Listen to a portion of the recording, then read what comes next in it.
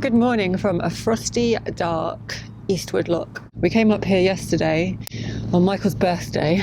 We didn't know if we could leave because the canal was closed because it was in flood the day before. We knew it was out of flood because we could physically see it was out of flood, but the Canal River Trust wouldn't tell us that we could go all the way to Rotherham. This is like 10 to 10. They said it's unlikely you'll get through today.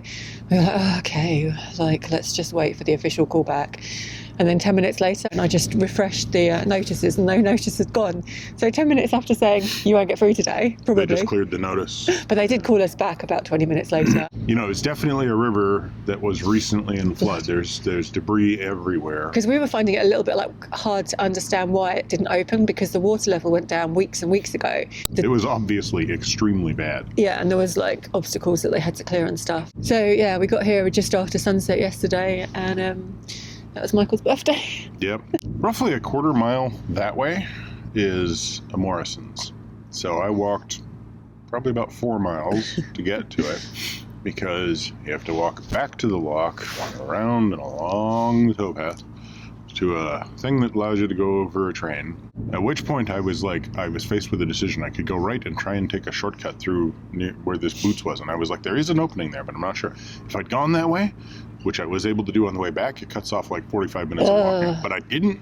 I was like, nope, I'll be cautious. So I went the other way. By the time I get to Morrison's, I'm just like, what birthday? We're in another year. But the main reason you went is to get a birthday cake, so you got parking at least. I got parking, which is a gingerbread. Ginger sort of bread. Today we are up early because we have to meet a lockkeeper for the Tinsley flight because that is assisted passage, I think, only. So yeah, so we need to be at Holmes Lock by 9:30, which means leaving, just as it's getting light. We didn't want to leave in the dark, so we've waited a little bit. Yeah, but I think we're in enough light now. We're travelling with the other boat as well. There was a frost this morning, so we should make it to Sheffield today, and then we just need to decide whether we're going to try and get back to Doncaster to get the train back because our tickets are booked from Doncaster, or whether we're just going to leave the boat in Sheffield over Christmas and get the train from Sheffield to Doncaster, get the train from Doncaster to London. No rain. No, it's rain every day. That's the reason to come back. Yeah. Is to get off the river sections, back up before we go home for Christmas, because if there's lots of rain, then the river will flood again and we'll be stuck down. We won't be stuck because there's Canal. As long as we can get back to here. Yeah, but we'll be stuck here below the river section. That's what I'm saying. That's fine. Okay. That's not the end of the world. If we get stuck here and not able to go on the river there. What? You ever been to Rotherham? It's not called Rotherham. What is it called? Rotherham. Rotherham. Okay, right. Well, it's not the end of the world. She hasn't walked over there. She doesn't know. Anyway. It's either that or cruise for 8 hours in the rain. Okay, yeah, you're right. Let's just stick it out.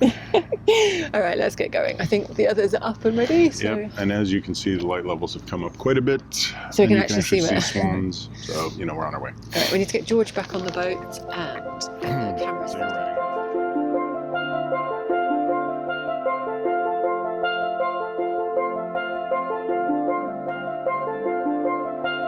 It's rare that we set off before dawn, even in mid-December when the days are so short. There's something very magical about cruising at this time of the day. It's icy cold and the water is so still.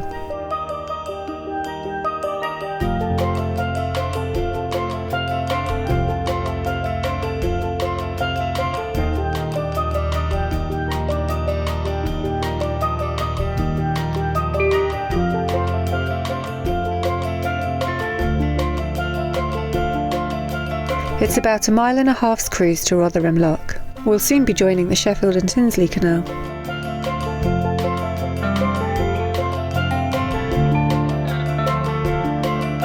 This young chap seems to want a race this morning, or maybe he just wants to see us off his territory. We grab our swan food and try to serve breakfast, but they're not interested. These city swans must be used to bread.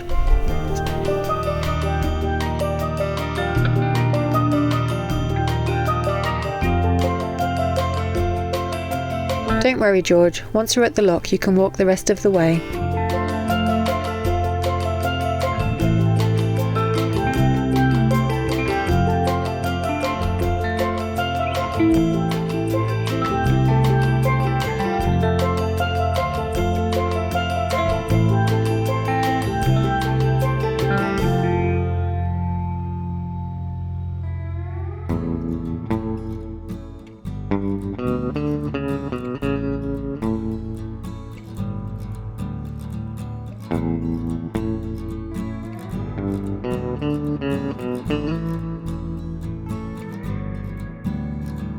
Michael drops me off at the lock. I need my windlass and anti-vandal key here. No more lovely electric locks for us.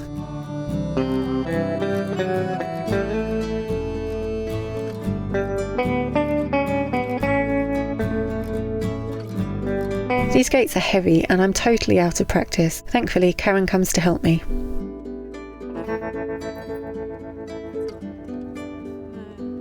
It's not a very big rise, but you need a special lock keeper's key for one of the paddles, so it's quite a slow ascent.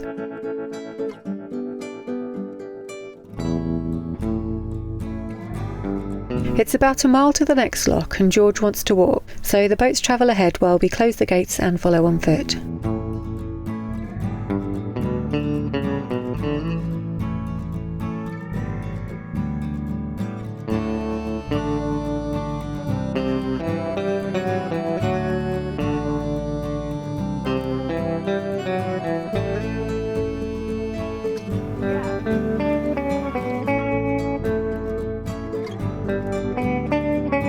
It was really nice to have a boat to do the river locks with, but it's even nicer to have a boat to travel through these wide canal locks. As well as sharing the work, Karen and Richard are wonderful company.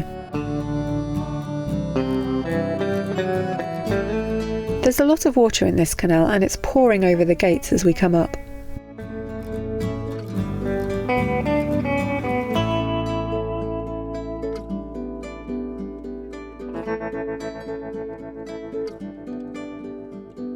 Karen and Richard ride ahead to get the next lock ready while I close this one up. Then George and I follow the boats on foot again. Ready to go, George? The next lock is where we're meeting the lock keepers. Fingers crossed they're there. In winter, you need to book passage through the Tinsley locks at least 24 hours in advance, and you have to clear them in one day.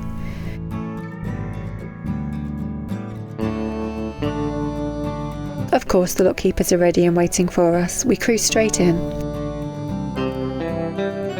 The maximum length of boats that can travel through these locks is 61 feet and 6 inches. So while we're a few feet shorter than that, it's still a little tight, especially with all the water that's cascading over the top of the gates.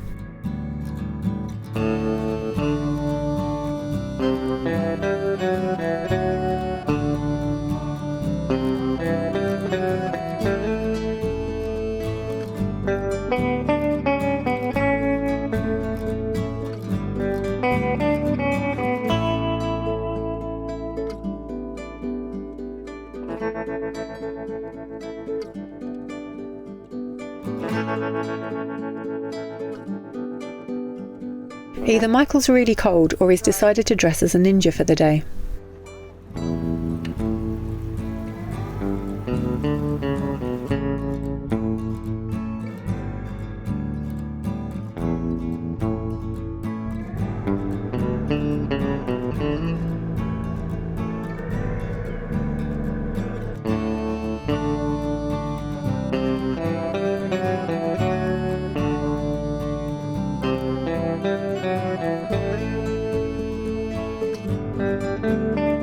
Under the Halfpenny Bridge there's a short length of water that led to the Tinsley Wharf where boats could unload, but it's no longer navigable.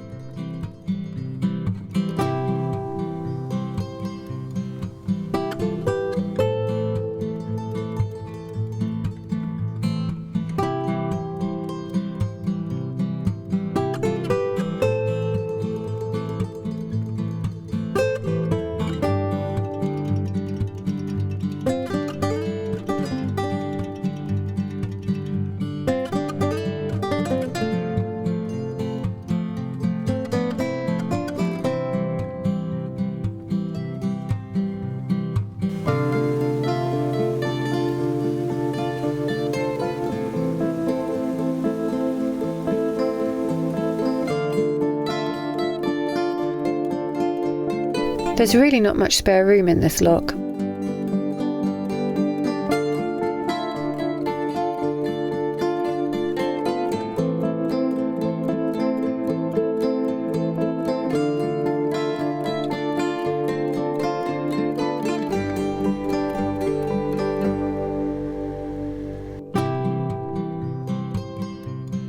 Here we pass under the Tinsley Viaduct. It's quite unusual in that it's a two-tier road bridge. It carries the M1 and the A631 across the Don Valley.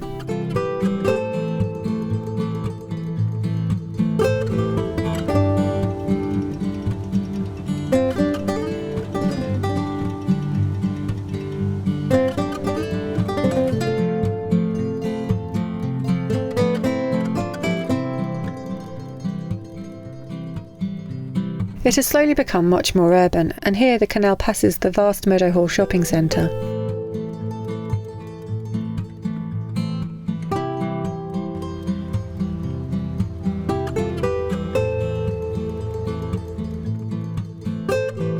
There's a little break in locks between the lower flight and the upper flight. Not much of a break though, just a few hundred metres.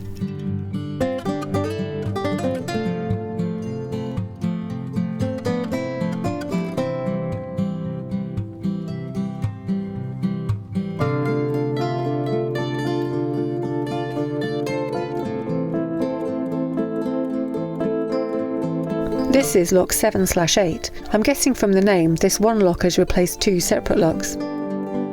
There's plenty of room, but we need to be careful not to flood the bow from all the water that's pouring over the top.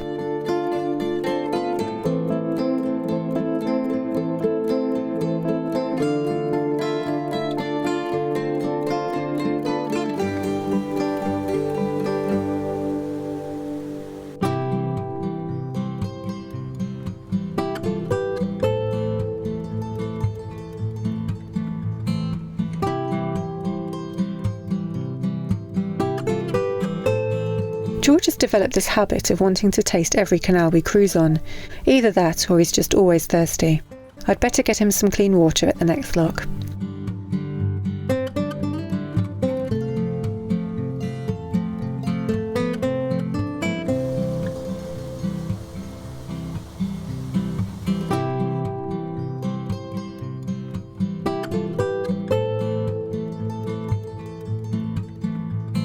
I'm not sure if you can moor anywhere along the Tinsley flight, but there's a huge IKEA ahead and a cinema.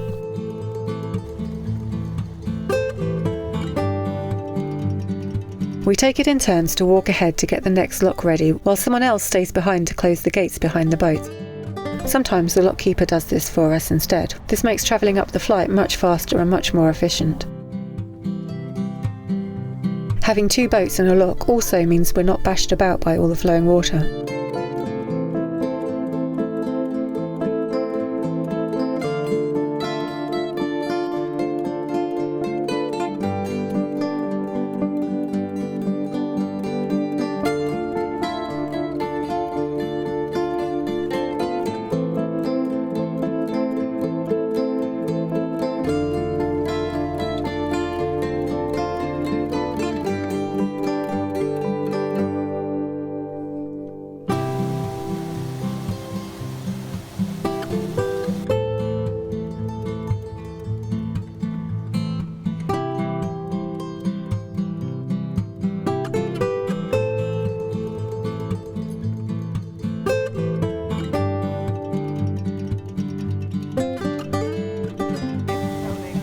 Three more locks to go.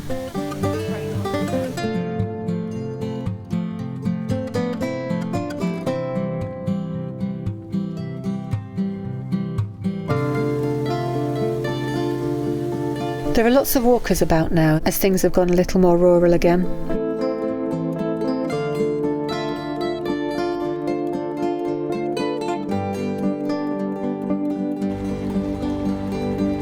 There are some private moorings in the next £2. I'm sure it's a great location, but I'm not sure I'd want to descend the Tinsley flight every time I wanted to go anywhere.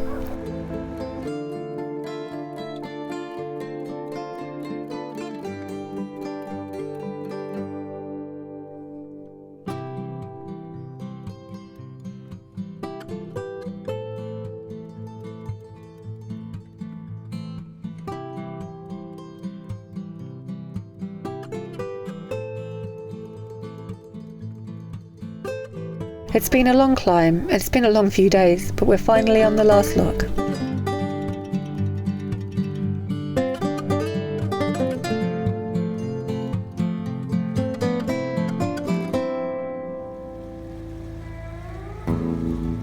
Karen and Richard stay behind to close the lock gates behind us, and they let us cruise on towards Sheffield. Just 3 short miles and we'll be at our final destination.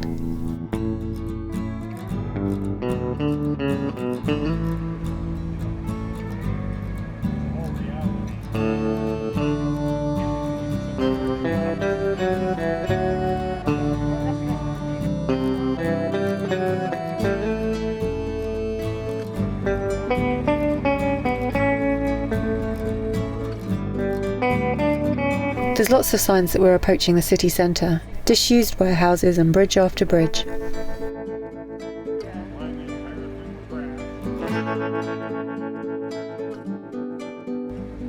Sheffield is on the River Don, but the river was never navigable that far upstream. So, in 1815, the Sheffield Canal Company was formed, and 4 years later a canal was opened linking Sheffield with the River Don, and therefore with the River Ouse and the River Trent, and with the Humber and out to sea. The opening of the canal really helped grow Sheffield's steel industry through the 19th century.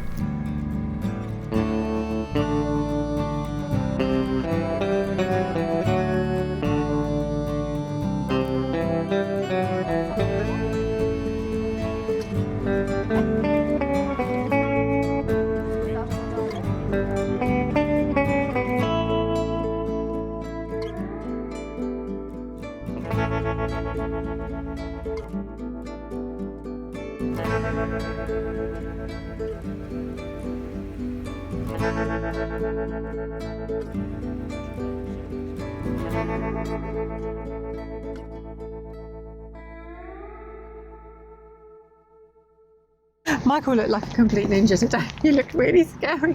You're like, your hat came down to here and your scarf came up to here, and then like all you needed was your sunglasses on. It was cold. It was cold. I wanted this to morning. stay warm. Also, it wasn't just cold. I was directly in the path of the smoke from the chimney. The problem is that what it does is it flips my beard up, so I'm actually like eating my beard the whole time. Eat beard. So yeah. The pirates of yesteryear. Blackbeard, Redbeard, and Eatbeard. And you're Scottish. Of course they were Scottish. But the day worked out really well. We set off at dawn and we got to the first lock. I jumped off the boat and I think we all just assumed they're push button locks because we'd been used to all the river locks, and I got there and there's paddles. What are these for? How do I do these again? And then 2 of them were up because you leave them up to let the water flow all the way through like you do on some, and there were signs to say that, but it took me a little while to realise, oh, that means I've got to shut the other end first.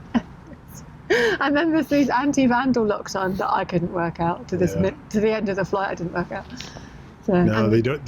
They've got sort of a, like there's a padlock on there, but it looks like they've got a specialty key. It's a different key, yeah. So it's because the Tinsley flight is one that is routinely manned, like you always go through assisted locking.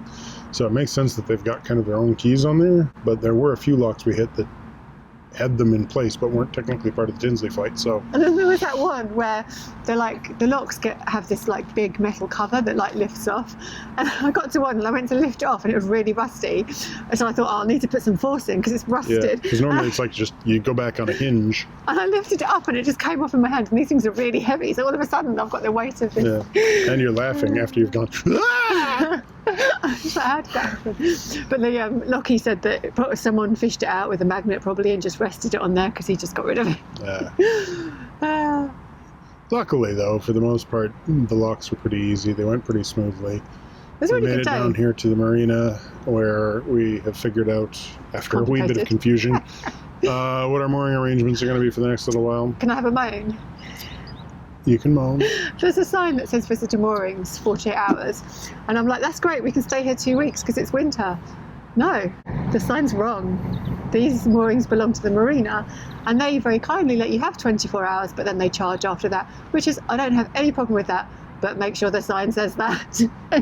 Yeah. And there was someone from the Canal and River Trust that I had a little moan to. Well, that's the problem, because all the signage here is Canal and River Trust signage. Yeah. And where you've got a mutually beneficial relationship where somebody's taken over a lease or whatever, and they're a private concern, that's fine. Yeah, I'm happy for them But to at like least put up a bicolor sign or something that indicates that the normal rules don't apply. The guys on the ground, they're always incredibly helpful. They do a hard job quick. They jump to it. Always friendly. And it's when you call the the customer service number and you get told things like, we don't look after the River John. Yes, you do. And we get told things like, yep, the navigation's open. No, it's not. Yeah.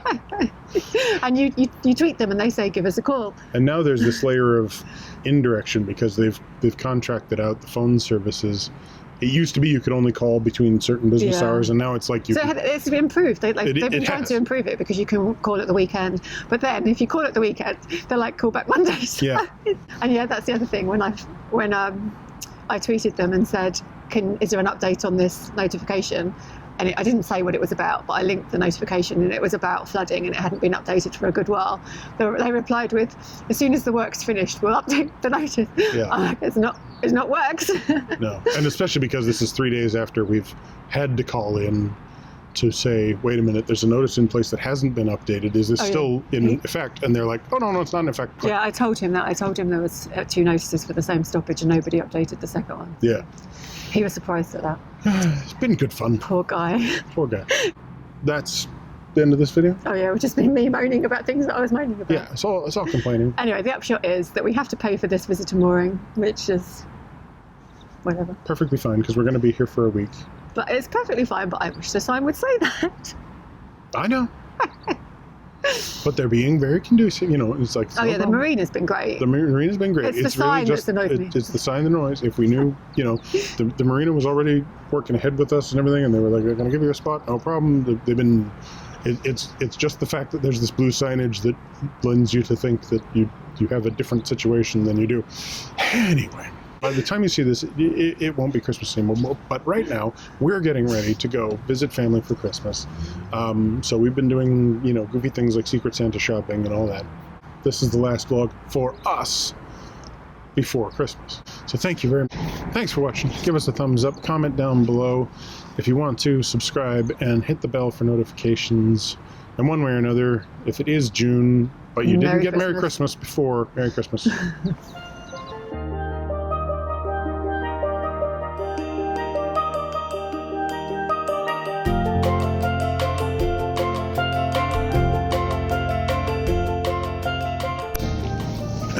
It's better. My head. My hair. My brain. Your hair. You should put your hat back on. I should be hat whatting? You should put your hat back on. Oh. Ouch. And therefore with the rhythm... And therefore with the rhythm... This is Loch Sleven. I like the... Mind your finger at me, shot. Sorry. I like